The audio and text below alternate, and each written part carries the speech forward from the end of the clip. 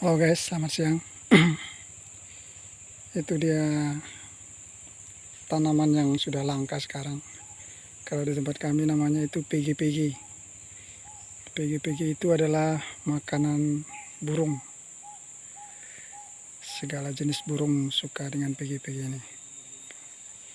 Ini ada di telinga saya, sepertinya itu tawon yang kecil. Ini dia, tapi nggak menyengat dia.